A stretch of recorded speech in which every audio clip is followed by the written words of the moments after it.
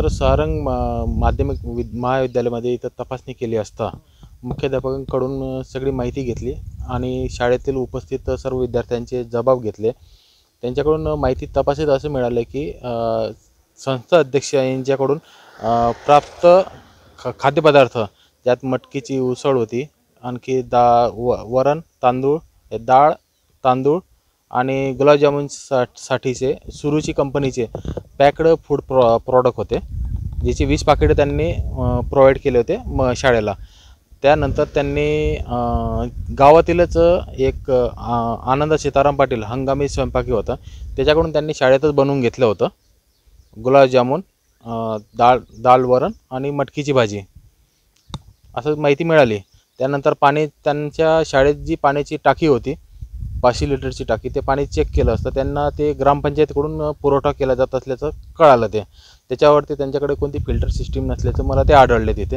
ते मी तपासणीत घेतलं आहे आणि तिथे 13 तारखेला जे उपस्थित मुलं होते ज्यांना त्रास झाला त्या मुलांचे जबाब घेतले, स्वयंपाकी जबाब घेतले आणि मुख्याध्यापक शिक्षकांचे जबाब घेतले आणि इतर लोकांची जे काही मतं होती जबाब होते तिथून गावकऱ्यांची मतं घेतली। यानंतर तपासात जे आढळेल त्यानंतर आम्ही त्याच्यावर चौकशी करू।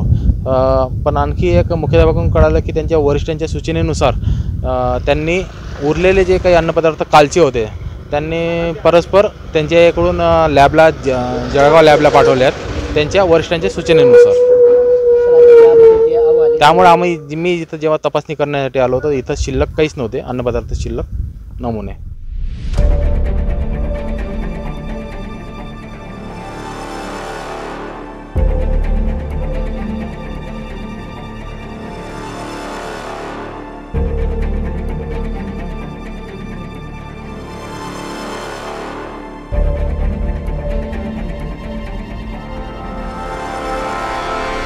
पारोळा तालुक्यातील शिवरेदिगर या गावातील एका माध्यमिक शाळेमध्ये तब्बल 113 विद्यार्थ्यांना विषबाधा झाल्याची घटना समोर आली। या विद्यार्थ्यांची प्रकृती आता स्थिर आहे, सर्व विद्यार्थी घरी आहेत, तर 2 विद्यार्थ्यांना धुळ्याला हलवण्यात आलं आहे। मात्र या संपूर्ण प्रकरणानंतर घटनेला 24 तास उलटूनही अद्यापपर्यंत शिक्षणाधिकारी म्हणा, गट शिक्षणाधिकारी म्हणा, शिक्षण विभागाचा कुठलाही अधिकारी या शाळेपर्यंत पोहोचलेला नाही। त्यामुळे हे प्रकरण कुठेतरी संशयाच्या भोवऱ्यात सापडले आहे। यावर बोलण्यासाठी आपल्यासोबत राष्ट्रवादी काँग्रेस शरद पवार गटाचे माजी मंत्री डॉक्टर सतीश पाटील आहेत। जे खाद्यपदार्थ त्या ठिकाणी होते, ते अन्न औषधी अधिकारी त्या ठिकाणी नमुने घ्यायच्या आधीच शाळेने परस्पर ते नमुने प्रयोगशाळेत पोहोचवलेले होते। याचाच अर्थ मी बोललो तोच खरा आहे की त्यांना हे बाहेर येऊ द्यायचं नव्हतं, कारण 100% त्याच्यात गुलाबजाम खाल्ल्यानंतरच हे झालेलं आहे हे सिद्ध झालं असतं आणि तो अहवाल आला असता, त्यांच्या कारवाया झाल्या असत्या आणि म्हणून तो अहवाल चुकीचा देण्याचा प्रयत्न केला। जे काही काल खाण्यात आलं त्यातलं कुठंही त्यांनी दाखवलं नाही, नवीन काहीतरी दाखवून थातुरमातुर तो प्रकार केलेला आहे। प्रकरण दाबलं जातं आहे असं कुठेतरी वाटतं, कारण दिवसभरामध्ये एकही शिक्षण विभागाचा अधिकारी एवढी मोठी घटना असतात अधिकारी आलेला नाही। ही गोष्ट काल सगळ्यांना कळली, जिल्हाधिकाऱ्यापासून सगळ्यांना कळली। काल तिथे शहरातले आणि तालुक्यातले जवळजवळ हजारो लोक म्हणजे माता भगिनी सगळ्याच तिथे उपस्थित होत्या, त्यामुळे यांच्यावर हे दडपण होतं। त्यामुळे आमदार महोदय तिथे तीन तास बसूनच होते डॉक्टरांच्या रूममध्ये, त्यामुळे हा अहवाल येऊ नये हा त्याचा प्रयत्न होता आणि तो दडपण्याचाच प्रयत्न होता असं माझं मत आहे। अण्णा, कुठेतरी आता विद्यार्थ्यांच्या जीवाशी खेळ सुरू आहे, या प्रकरणामध्ये आपण विरोधक म्हणून नेमकी काय मागणी करणार आहे? नाही, याच्यात मी काही राजकारण करायला बसलो नाही, पण आज मी माहिती घेतली की त्यांनी अशी कारणं दिली की तिथे जेवणा झाल्यामुळे सनस्ट्रोक झाला, ती मुलं बाहेर आली, सनस्ट्रोक झाला, उन्हामुळे त्रास झाला। काल दुपारच्या नंतर त्या भागामध्ये पावसाची रिपरिप सुरूच होती, संध्याकाळी तर मोठा पाऊसही आला, त्यामुळे ऊन कुठे नव्हतं आणि अशा वेळेला सनस्ट्रोक झाल्यामुळे होतं आहे हे चुकीचं कारणं सांगणं ही संशयाकडे नेणारी गोष्ट आहे। त्यामुळे सगळा अहवाल दडपण्याचा प्रयत्न केला। फूड अँड ड्रग इन्स्पेक्टरला सुद्धा 5-5 मिनिटात फोन येत होते, त्यांनी रिसीव्ह केले नाही, भाग वेगळा, पण ते कुठेतरी दडपण्याचा तो प्रयत्न होता। मला असं वाटतं जी शाळा आहे ती गावाच्या बाहेर कुठेतरी शेतात आहे, कुठल्याही सुखसुविधा तिथे नाही, प्लॅस्टर झालेली नाही, पाण्याची व्यवस्था तर अतिशय गंभीर आहे.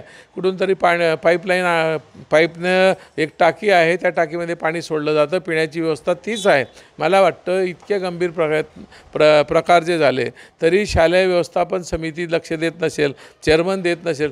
काल जर त्यातला एखादी दगावला असता तर मला वाटतं हा प्रकार कुठे गेला असता. त्यामुळे या सर्व प्रकाराची चौकशी झाली पाहिजे. शिक्षण अधिकारी अजूनही त्या गावात गेलेले नाहीत, माध्यमिकचे शिक्षण अधिकारी जिल्ह्यावरून कोणी गेलेलं नाही. याचाच अर्थ कुठेतरी आमदाराचं दडपण, या सरकारचं कुठल्या वरिष्ठ लोकांचं दडपण तिथे दिसतं आहे. तर शिक्षण विभागाचा एकही अधिकारी 24 तास या घटनेला उलटला तरी आलेला नाही. तर दुसरीकडे जो अन्न औषधी विभागाचे अधिकारी त्या ठिकाणी पोहोचले, मात्र त्या ठिकाणी कुठलाही खाद्यपदार्थ मिळाला नाही. परस्पर शाळेच्या शिक्षकांनी असेल, मुख्याध्यापकांनी असेल, सर्व अन्नपदार्थ हे परस्पर प्रयोगशाळेत नेऊन देणं, या सर्व बाबी या ठिकाणी संशयास्पद असल्याचं मत या ठिकाणी डॉक्टर सतीश पाटील यांनी व्यक्त केले असून आमदाराच्या पुतण्याची शाळा असल्यामुळे कुठेतरी हे प्रकरण दाबलं जातं आहे का असा संशय व्यक्त करत त्यांनी या प्रकरणाची सखोल चौकशी करून दोषींवर कारवाई करण्याची मागणी केली आहे. किशोर पाटील, TV9 मराठी, जळगाव.